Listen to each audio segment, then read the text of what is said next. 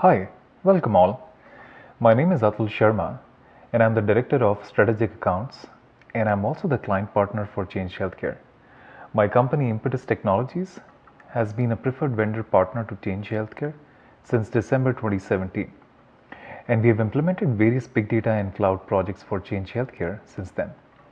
I'm your host and MC for today's session titled Formulating an Effective Strategy to Accelerate Your Cloud Journey. Just to give you some context on who we are as a company, we are a product solutions and services company focused on our mission to make enterprises powerful and intelligent through deep data awareness, integration, and analytics. This mission empowers companies like Change Healthcare to have a clear and unified view of their data, which helps them to compete with the likes of Amazon, for example, who are trying to capture various different markets, including healthcare. With that said, all of our offerings are closely aligned with our mission statement. Now let's quickly cover the agenda for the webinar. We will be covering some of these bullet points in detail in the subsequent slides, and our focus will be on creating a blueprint for cloud transformation.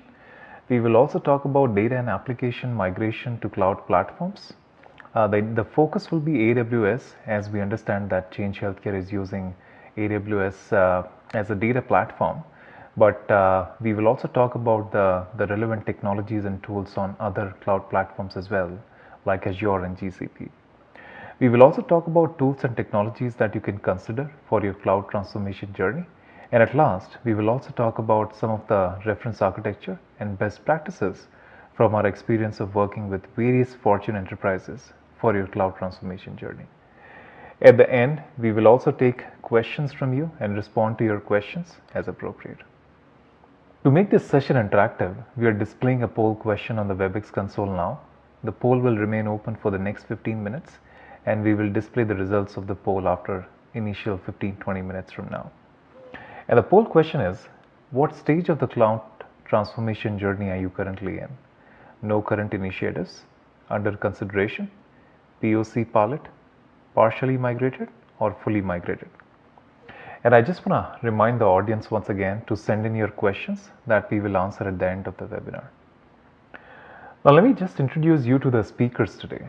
I have Samiksha Saraf with me. Samiksha has more than 14 years of experience in the software development industry, out of which she has been focused on big data and cloud implementations for the last 7 years. She is also playing the role of solutions architect for Change Healthcare since December 2017 and is very well aware of CHC ecosystem. I also have Vinod Singh with me. He has more than 24 years of experience in the software development industry, out of which he has been very focused on big data and cloud implementations for various Fortune enterprises from last 10 years. With that said, now I would like to invite Samiksha to cover the initial 2 sections of the presentation. Samiksha, over to you. Thank you, Atul. A very warm welcome to all of you. Thank you for joining this webinar. My name is Samiksha Saraf, and it is my pleasure to present in front of you today. Through this webinar, we will outline the approach to a successful cloud transformation journey. And to set the expectations right, we will not get into the details of artifacts, design, and implementation details, but our intention here is to talk about the strategy that can help us move to the cloud in a confident manner. So let's get started. There are various items that we will cover as a part of the planning activity, which is the first phase of migration. Now, more and more organizations today want to move to the cloud, and entry to the cloud is very easy.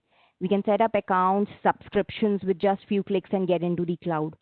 And so many organizations rush into it without a proper plan. This lack of planning often leads to delays and failures, wherein the architectures may not be adequate, integrations may be troublesome, cost may shoot up, etc. Now, what I want to stress upon is the fact that in order to be successful in the cloud journey, it is very necessary to have a solid plan. And this plan should cover every aspect that leads to a secure and smooth transition to cloud. Now, here is a list of activities that should be included in the planning phase, and we will look into these in details in subsequent slides. The first activity is defining business outcomes, which starts with first identifying the business drivers. Now, generally, cost is a very big driver, either from lowering the total cost of ownership or efficiently utilizing the available resources. Now, from productivity perspective, you may want to focus more on business and building new functionalities rather than managing the infrastructure. So that again is a very big driver. Bringing agility to scale or making applications highly available can be some others. Often you will see that there is more than one driver that is leading to cloud adoption. After the business drivers are known to everyone, then everyone should move into the cloud seamlessly. But still people are not able to do so. Now there is a very simple reason to this. I will try explaining. All major changes in any organization are achieved by a balance between people, process, and technology. And most of the times when programs fail, they fail due to us. They fail due to the people aspect of the organization. Now, you may think, so why? Now, it is because people have concerns. For a finance officer, he may be concerned that certain licenses are purchased and movement to cloud will make them unutilized. An information security officer may see vulnerabilities in moving to the cloud or may be worried that some specific policies may not be met. The problem occurs when cloud enablement is run in isolated engineering projects, and when it is an engineering project, people don't bother taking care about others' concerns. Now, this has two major impacts. One, not all stakeholders are enrolled. Secondly, some of these concerns may be valid, and since their inclusion is missing, they keep popping up later. And when they pop up later and are taken up as valid concerns, then either there is a re-architecture requirement or a redesigning requirement or something which needs to be reworked upon. So what should be done in such cases? A simple way to end this is identify all the stakeholders and identify all their concerns in the first stage. Then we have to bucket these concerns in two buckets. One, knowledge gap. Second, process change. Now, for the finance officer, he may not be aware that the licenses that were getting utilized on-premise can be utilized on the cloud as well. Now, once the concerns are listed and actions are clear, the concerns start getting addressed. And after all concerns are addressed, the further tasks are clear and everybody is enrolled. It is only after everybody is enrolled, the teams can start defining business outcomes. Now, coming to the business outcomes, it is very important that outcomes are observable and measurable. Now, for an application migration, the observable and measurable business outcome can be making it highly available and measuring it with something like 5 nines availability. So till this point, we have defined the business outcomes, and let's now move to the next section. The next section talks about understanding our data ecosystem. Now, we should have a full understanding of what data we will be migrating, what format it is currently in, where it is living, what format it should be post-migration. And in this process, we uncover potential risks that we can plan before migration. Now, there can be multiple source systems. The nature of data could be different. You can have transactional data, you can have analytical data, you can have historic data. Now, migration of historic data is just a one-time activity. So it may be simple, but it is not so because there is a lot of volume associated with historical migration. The data formats, file formats, some of them can be proprietary and may need special handling either at the source or in the cloud. If you're dealing with unstructured or semi-structured data, especially which has schema evolution, then that needs to be dealt as well. Now, towards the end, post-data migration, validation is a very important activity where we need to measure what was present on-premise and what is present on the cloud.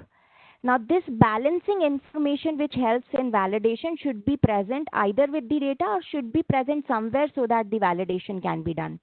And not only the validation on number of records is important, but also in some cases you may want to do a full value by value comparison.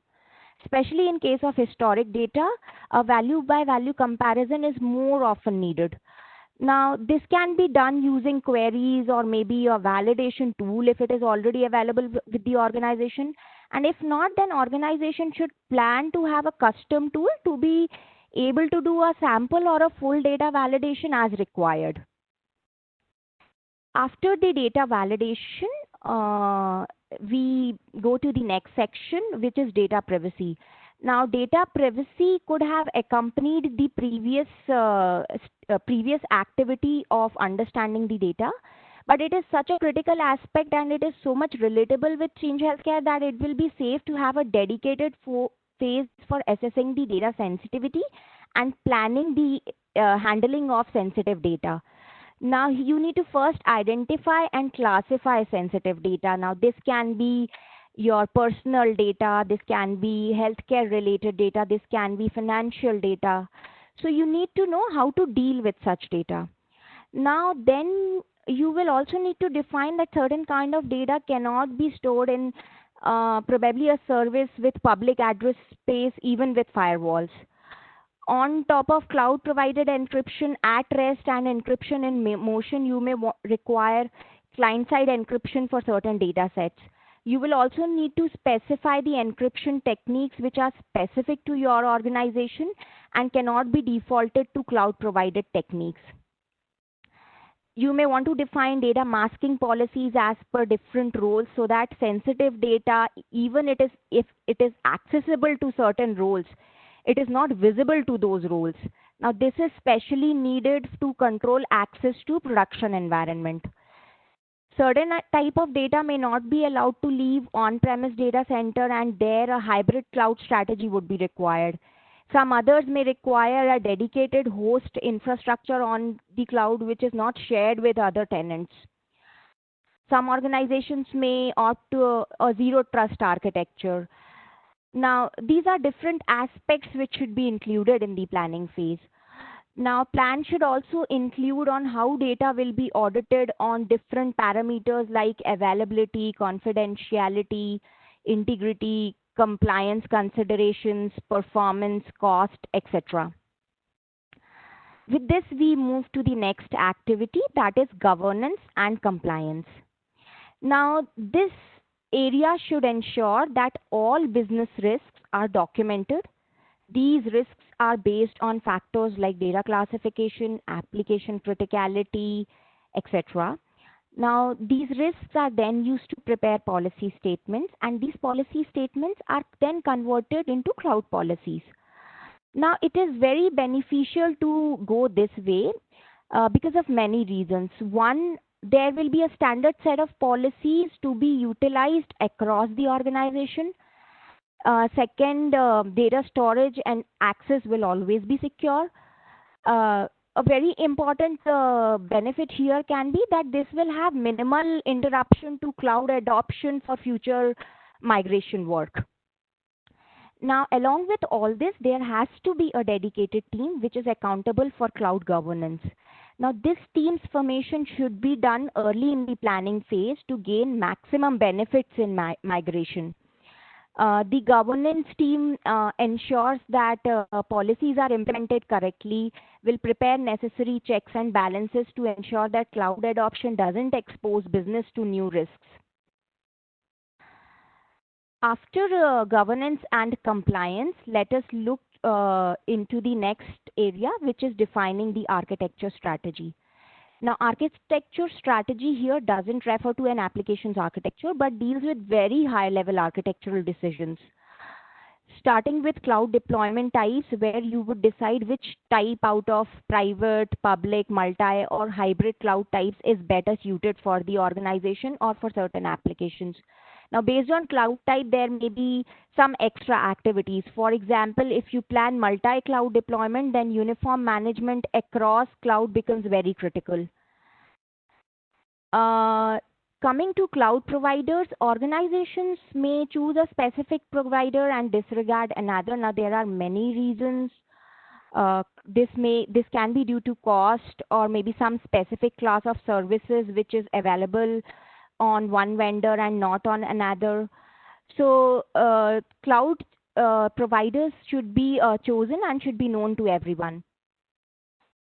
To avoid vendor lock-in or for extension of an on-premise data center, a lot of enterprises may want to opt for IaaS service model and not go for a PaaS or a SaaS model.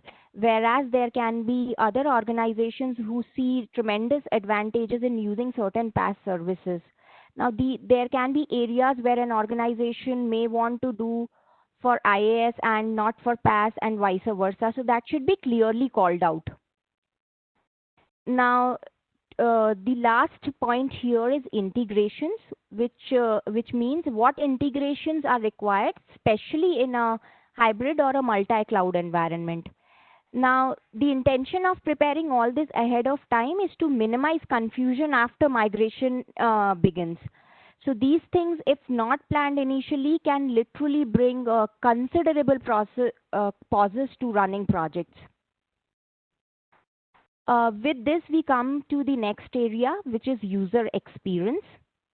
Now, here the aim should be to plan for a smooth and uniform user experience, including user onboarding to cloud, access to cloud, and data resources based on roles.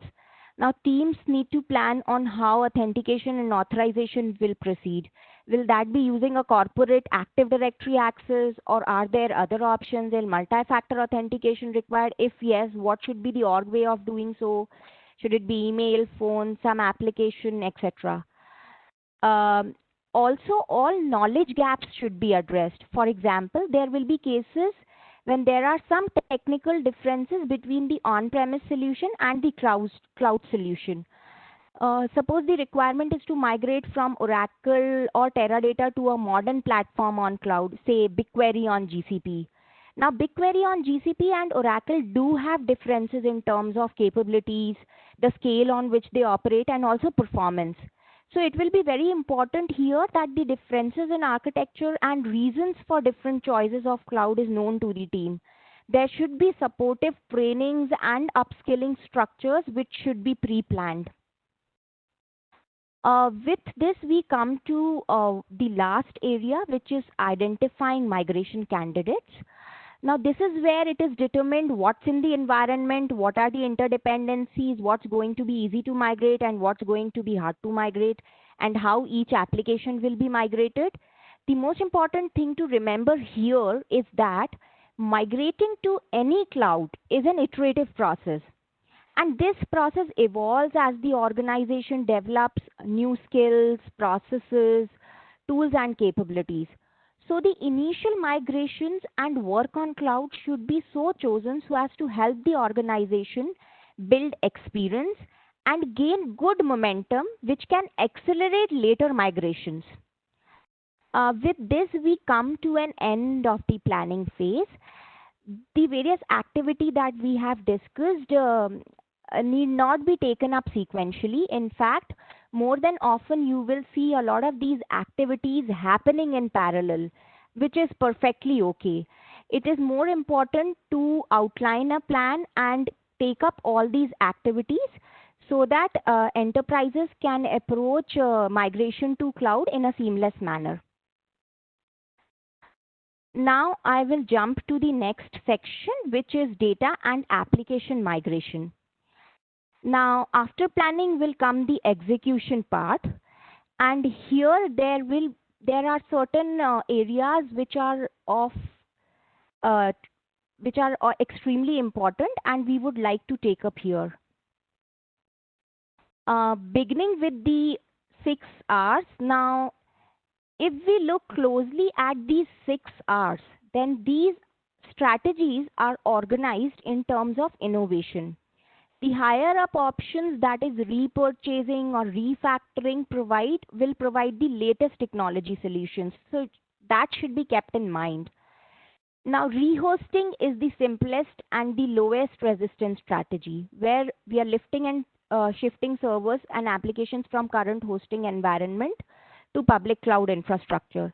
Then comes replatform, where a cloud managed service is chosen. For example, moving from SQL Server on-premise to Azure SQL database on cloud. The next one is repurchase, wherein we will move to a different product where we will be ending existing license on-premise and repurposing the service on a new platform. The fourth one is refactor, which is also known as re-architecture, where we redesign completely with an intention to improve service.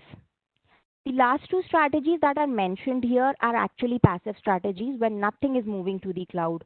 In retire, you deal with retaining certain portions of the portfolio on-premise because you may want to make certain adjustments. You're not comfortable keeping them on cloud due to compliance or any other restrictions. Or maybe you would want to evaluate them on premise and then plan them later. The last one is retire, where assets and services that are no longer required can be turned off. After the 6 Rs, let us have a look on the typical migration phases. Every migration begins with data migration as the first phase, then application migration. The third phase is the cloud phase, where we deal with things like automation, auto scaling, making our applications highly available, dealing with elasticity, etc. And finally is the cost and the optimization phase. Now, in the subsequent slides, we will be looking into certain important aspects of the data migration and the application migration. In data migration, a very important factor that governs it is preparedness for different data access patterns. Now, I will take this up in the form of an example. A very common use case for migration to cloud is migration of a data warehouse. And there can be multiple drivers, but consider a case where the existing capacity of the on-premise data warehouse does not meet the emerging business needs, and hence business has planned movement to the cloud. Now, on cloud, the data warehouse needs to support existing business and reporting use cases. Along with that, data is also needed for analysis by the data scientists who are creating ML models and running them to make predictions. Now, in doing so, they need access to original data and not the transformed data. There can also be some newly defined enterprise applications that require sub-millisecond response time and may need to perform lookups using some specific keys from this data. Now, replicating the creation of a data warehouse on cloud will not meet all these needs. Now, all these different kind of accesses require different storage engines to power them. Now, here looking at the access patterns, you will need a unified data architecture which has the elements of a data warehouse, a data lake in the same architecture, and can also support data mart population. Maybe you also want to have a shared storage for the lake with different computes depending on different business units or personas that need access. So essentially here, data migration to cloud has broadened the scope and has paved way to create a unified data platform architecture. Now, it is not always important that all these candidates will exist together. But what I want to assert is that assessing the access patterns takes a center stage in migrating and building the right solution on cloud. The next important aspect in data migration is data transportation. Here, let us understand what all different scenarios of data arrival to the cloud can exist. Now, the first two cases listed here are when you are dealing with batches of data. And here you need to have a dedicated landing zone on cloud. This usually is a storage service like S3 on AWS. The handling of data is done in batches with expedited processing. The next category of a different arrival can be when data is not arriving in batches but as individual records, say streaming or IoT data arriving, where you will need something like an Event Hub, IoT Hub on Azure. Now, usually the processing of this data is either done individually or in micro batches. Now, for handling all these different ways, We need to include a comprehensive list of different ways in which data can arrive and then accordingly specify processes for each of them. Moving to the next section, which is defining the migration strategy for application migration. Now, the leftmost block is the state of the application on-premise. The first option is Cloud IaaS option, which is close to lift and shift. This is low on effort, low on complexity. The next option is Cloud PaaS, where you will choose cloud offered managed services like RDS on AWS, Elastic Beanstalks to host the on-premise monolithic application, etc. This is also low on complexity but higher in efforts, as you need to make certain changes mostly in the config or maybe sometimes in the code too. The last one here is the cloud native model, where you actually redesign the entire application and leverage cloud services for all aspects of the application. Now here you may want to break the application's monolithic architecture into microservices with a focus on cloud native and cloud first approach. Now, as you can understand, this is complex and you may require a lot of efforts in accomplishing this. The last area that I want to cover as a part of data and application migration is challenges. Starting with log analysis and metric collection. So we should ensure that logs from applications and AWS services are centrally located and monitored. Now, and I understand that Change Healthcare has a lot of presence on AWS. So on AWS, leveraging Amazon CloudWatch and its reference architecture around the centralized logging using Lambda can be very beneficial. Now, in this webinar, we also have the enterprise imaging team here today, and they use GCP. So on GCP, the comparative service which can be used for centralized logging will be functions and cloud logging. Now, next important area is managing cost. Now, there are various services for cost management like budgets and then alerts, wherein alerts can be sent using SMS, email notifications, when specific thresholds are reached. You can also use advisory services of the cloud which monitor data, services, accesses, and provide recommendation based on usage. It might be also helpful to use the pricing calculator so that you can more accurately plan your spend. Now, if the environment is multi-cloud, then it is important that there is a single cloud management tool in place. Next, planning for security. Now, other than what we have covered, we should ensure that incorporating security policies into all deployments that are planned for the cloud is important. So no application enters the cloud, even if it is in the development or testing phase, without the appropriate security measures. Other than this, all major cloud providers provide security guidelines. Azure also provides a service called Azure Blueprints, which can be used to build solutions that are compliant with specific industry standards, for example, HIPAA. The last challenge is resiliency for compute and networking resources. Now, on the networking side, if you are working on AWS in a VPC, then Amazon provides active standby IPsec tunnels which can be combined with direct connect service. Using a combination will ensure highly resilient networking.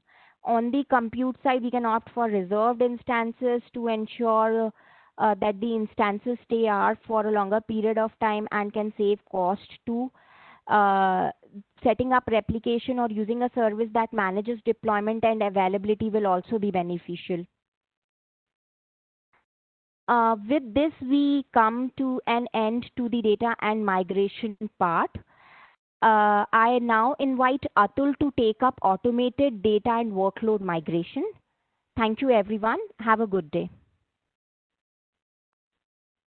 Thank you, Sonisha. It was very, very helpful. And thank you for the experts' insights.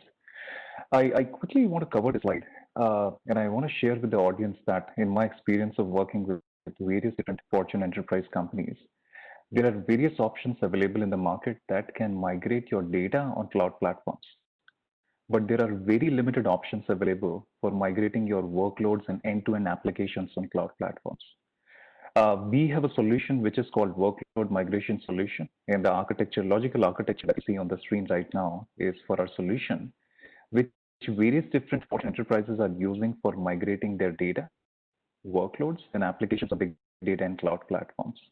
We can transform code from any source platform to any big data and cloud platform in an automated and risk-free manner. We were anyways planning to do a webinar on the solution accelerator for Change Healthcare soon, which will be scheduled in the next couple of weeks.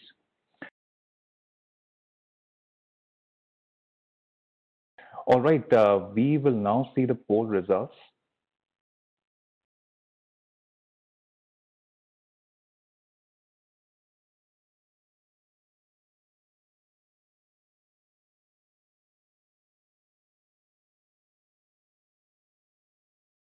Interesting to see that most of the audience has responded saying that they have partially migrated their applications on cloud.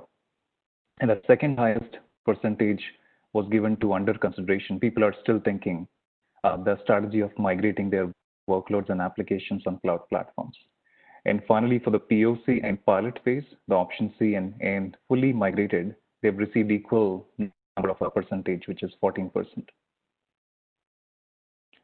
Moving on, I would like to invite Vinod Singh to cover the last two sections in the presentation. Vinod, over to you. Thanks, Atul. Hi, this is Vinod Singh, and I will walk you through for the rest of the presentation from here. So first, we will talk about selecting tools and technologies for the appropriate need while migrating to the cloud. So compute is the most important part of cloud journey, and bulk of the cost is also consumed by the computing resources. Hence, it is important to select right compute resource based on the requirement. So wherever possible, we should build event-based services and use functions. So function is the most cost-effective compute service. For microservices and small applications, use containers. Here we can choose bare minimum resource required for the service. And when larger computing power along with more memory, storage, and network capacity is required, then opt for dedicated instances. Instances cost most in the cloud, so they should be used judiciously. Though there are various flavors of the instances, so we can choose the appropriate one for the task. For the compute-intensive tasks, clusters are used to provide always-on services like, say, a Hive server, where Tableau can connect to the data stored in S3. We should use persistent clusters, and we can take advantage of auto scaling to keep the cost low when usage is also low. And whenever possible, always use a transient clusters and terminate them as soon as task is over. Use of spot instances for transient cluster may reduce the cost further. Next comes the data storage. So before selecting a storage engine for the data, we need to see how that data is going to be accessed by the users and applications. On the cloud, there are multiple tools to store the data, just like we have on premises. So cost of the blob or object stores like S3 is cheap. Hence, storing at least one copy of all the data on these stores is recommended. So data stored here can be used for populating other special purpose data sources. For data warehouse-like requirements, data can be copied from object store to Snowflake, Redshift, or something similar. These systems will be comparatively expensive, and they need specialized skills also to configure and manage. MySQL and in-memory storage tools are best suited for IoT applications and APIs. So ideally, transactional applications should avoid NoSQL stores. For any transactional needs, go to the RDBMS like storage engines on the cloud. And all cloud providers have multiple options for these. Though Hive provides SQL-like querying interface, but that does not make it a good candidate for powering web applications. So always use the most appropriate tool for the requirement. Now ingesting the data into cloud. So native cloud services like Data Pipeline are very effective for moving data across cloud services and on-premise data stores. For the complex data ingestion needs, we can use tools like Apache NiFi or Informatica BDM. These tools are cloud agnostic, so any work done here can be reused across different cloud platforms. though these tools dedicated nodes, resulting in higher compute cost in comparison to native services. Another option is to build a custom ingestion process.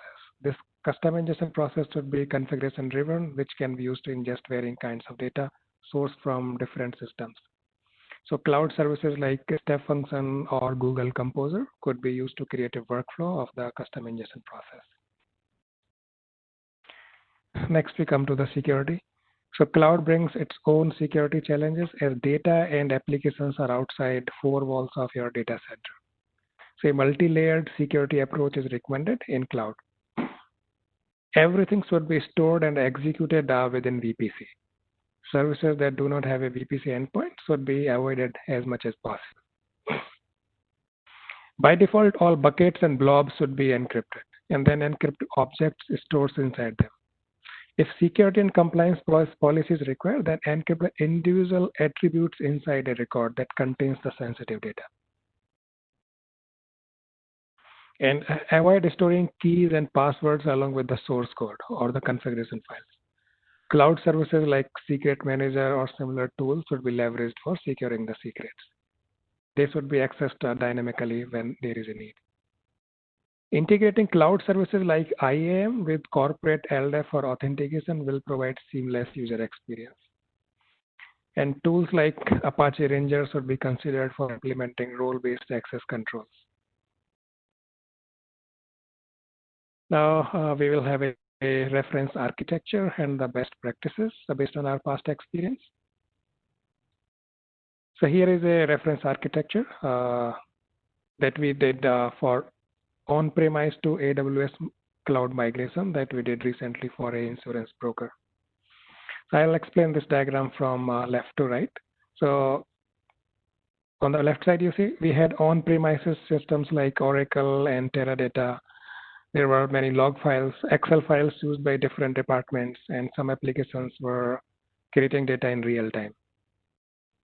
So next is the landing zone. So we created a landing zone where data arrives into the cloud. So we used S3 for files, and then we used SQS, API Gateway, and Kinesis for receiving the real-time data. Then we built a custom ingestion pipeline using EMR, Spark, Lambda, and Step Functions. It was completely configuration-driven. A new data source can be onboarded just by adding an entry into the data catalog. So this ingestion process, it was common source code for both batch files and real-time data. So this ingestion pipeline stored the output into raw data layer. So these are the S3 buckets after applying the configure, transformation, security, and privacy policies. So next to that, we have another compute layer, so which will use the data stored in the raw layer. So it will perform aggregations, filtering, enriching data, and then store the output into organized data layer. So this organized data layer had various storage engines based on how data is going to be accessed by the users and applications. So here we used S3, RDS, Redis, and DynamoDB. On the right side, we have application layer. Business users had tools like Tableau, Hue, Jupyter Hub to access the data. Along with that, we had APIs, mobile and web applications that consume data from organized data layer. At the bottom of the diagram, we have tools and services for governance, cataloging, alerting, and monitoring. So though here we have used AWS, but similar setup can be done in Azure and Google Cloud as well, as they have competitive services available for all the functionality. Here is an example of a web application in the cloud. So it is an end-to-end example. So this diagram looks a little weird, but that is how we are supposed to prepare a AWS diagram. So on the top, you see the individual users. So they will access the application through their browser. So it is outside cloud. So from the browser, request goes to the cloud. So here Route 53 and API Gateway are used. So they are the front. And from there, traffic will go inside the VPC.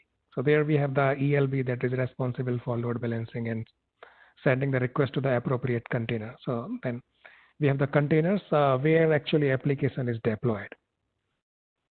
So you go further, then the number 5 and number 6, they are the storage engines. So we had DocumentDB and DynamoDB. These were the primary data stores. But for the searching And caching, we used Amazon Elasticsearch and Redis. Then on the left side of the diagram, we see the SFTP server.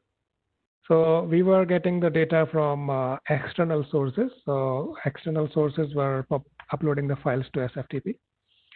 And then number 8, we have a data ingestion layer. So based on the CloudWatch event, we were pulling the data regularly from S3 and then storing them into the S3. And then AWS Glue is used to crawl the data and apply transformation and filters. The number 9 is the alerting services. So we used SNS, SQS, and Lambda services to send the messages when something happens, means some data event happens, data is ingested or it is rejected or something like that. Then number 10 is on the right bottom part. So the output is stored on the S3. And once it is in S3, then it is exposed through Hive. And also we built further processing layers using EMR and data pipeline. And that output was further stored into S3 into a different modified layer, and then Athena was used to run interactive queries for the analysis by business users.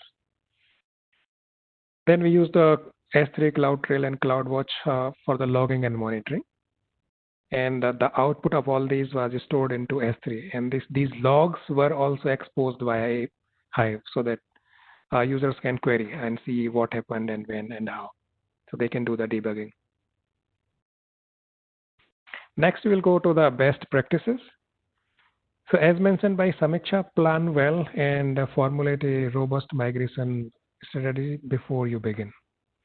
And operational strategies should be clearly articulated. Activities and responsibilities should be well defined. Governance model for both data and applications should be established and communicated to all stakeholders. Every effort should be made to prevent confusion.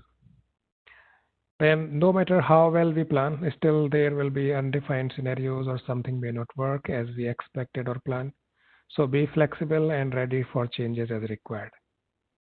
Monitor cloud resource assays and cost from the beginning. Leakage will happen and cost will spiral out of control very quickly.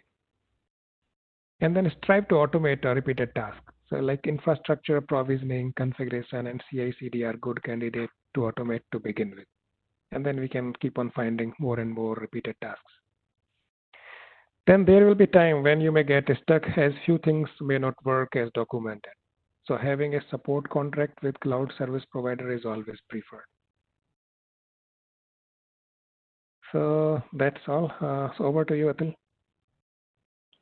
Thank you, Vinod. It was very helpful.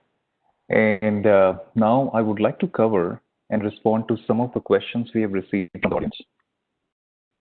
The first question is, we use GCP and Azure as well in Change Healthcare. Do you have any experience in migrating applications on GCP and Azure platforms? The short answer is yes, but I would like to invite Samisha to give in more details. Samisha? Sure.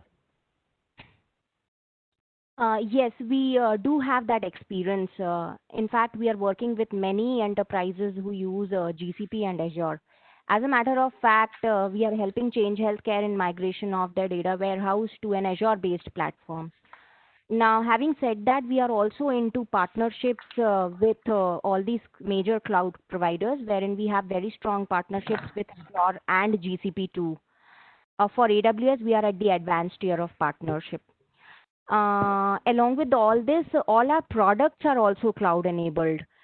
So be it the workload transformation product that you just had a glimpse of, all the products owned by Impetus are enabled for AWS, GCP, and Azure. And so we also have a lot of in-house expertise across the company for all these different cloud providers. I hope that answers. Thank you, Samisha. All right. The second question, can your workload transformation solution support data and workloads to GCP and Azure? I think Samisha already covered that in the first response. Yes, a workload migration solution can automatically migrate data, workloads, and applications on GCP as well as Azure. Third question, what are the challenges you have faced while ingesting data into cloud? Vinod, I would like to invite you to respond to this question, please. Sure, Atul. So the primary challenge was lack of proper planning and coordination among various teams. So that was the biggest challenge. And then there were resistance from the various teams to move their systems, whether it is data or application, to the cloud, because they fear that they will lose the control. Then there was reluctance from corporate security and compliance teams, because they fear that, okay, if things are out of their data center, then they will be exposed to the world. So they are always worried about the security. So that becomes, at times, that becomes a hurdle if there is no proper coordination with them. Then another challenge that I found is that the force fitting the tools and services, they are not best suited for the purpose. Like in some cases, we found that, okay, people are adamant to use the Hive just to power their web application. So Hive can provide SQL-like interface, but it is not appropriate. So we should always use the proper tools and technology for what they are meant for. So these were the major challenges that we faced. Thank you, Vinod. We'll take two more questions and we'll respond to other questions via email to the audience. How data security is implemented on cloud? Vinod, can you give us some details on this question, please? Yeah, sure. So the key thing here is encrypt aggressively. So encrypt everything. So encrypt at the bucket level, object level, and then if required, then encrypt the individual attributes inside a record if they contain the sensitive data. So encryption is the key here. And then run everything inside VPC. Nothing should run outside VPC. And then block all the ports and protocols of communication by default. So open them on the need basis. So that will prevent the unintentional leakage. So these are the key things we should keep in mind while in the cloud. All right. Thank you, Vinod. Last question. What is the typical duration for a project to migrate to cloud? Vinod, I would again like to invite you to respond to this question. So it depends on the size and complexity of the data and application. But if planning and coordination is done well, then initial results can be seen from first 2 to 3 months. So like the reference architecture I have shown, so that implementation I did. So at that client location, planning was done well. So the first release was within 2.5 months we did, and that was with a custom ingestion pipeline. I would also respond exactly what you said. I've been working with various different companies, including Change Healthcare, and based on the complexity in the scope and the kind of applications we are migrating on cloud platforms, the duration varies. Thank you, Vinod. Thank you for your expert comments. I would appreciate your response to one more poll question that you see on the WebEx console now. And the poll question is, would you be interested in a follow-up discussion with our panel experts? And the options are yes or no. Finally, I would like to invite you to share your feedback on this presentation today, which will help us in improving future webinars as appropriate. Thank you very much all for your time, and we look forward to our follow-up sessions. Thank you and stay safe. Take care. Bye.